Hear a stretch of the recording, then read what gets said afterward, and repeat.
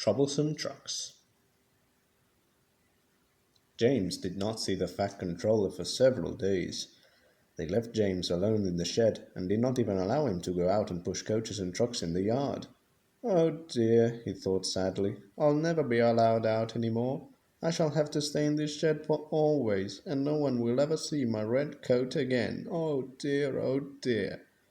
James began to cry. Just then the Fat Controller came along. I see you are sorry, James, he said. I hope now that you will be a better engine. You have given me a lot of trouble. People are laughing at my railway, and I do not like that at all. I am very sorry, sir, said James. I will try hard to behave. That's a good engine, said the Fat Controller kindly. I want you to pull some trucks for me. Run along and find them. So James puffed happily away.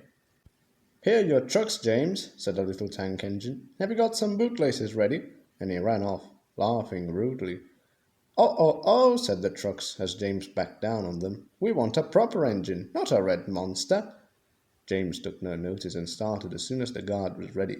Come along, he puffed. We won't, screamed the trucks, but James didn't care, and he pulled the screeching trucks sternly out of the yard. The trucks tried hard to make him give up, but he still kept on. Sometimes their brakes would slip on, and sometimes their axles would run hot. Each time they would have to stop and put the trouble right, and each time James would start again, determined not to let the trucks beat him. Give up, you can't pull us, you can't, called the trucks. I can and I will, puffed James, and slowly but surely he pulled them along the line. At last they saw Gordon's hill ahead. Look out for trouble, James, warned his driver. We'll go fast and get them up before they know it. Don't let them stop you. So James went faster, and they were soon halfway up the hill. I'm doing it, he panted.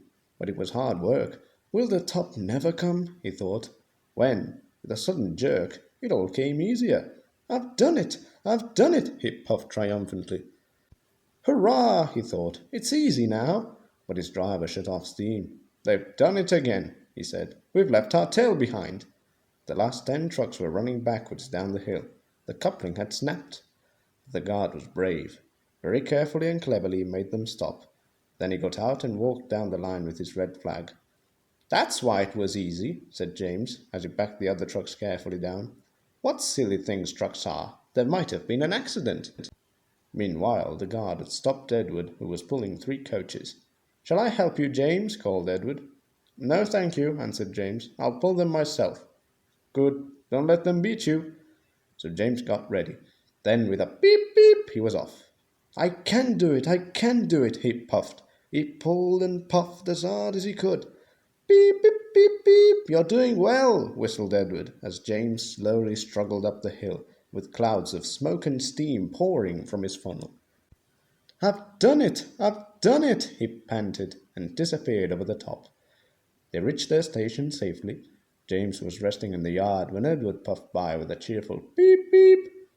Then, walking towards him across the rails, James saw the Fat Controller.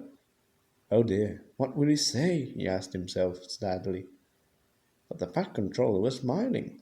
I was in Edward's train and I saw everything, he said. You've made the most troublesome trucks on the line behave. After that, you deserve to keep your red coat.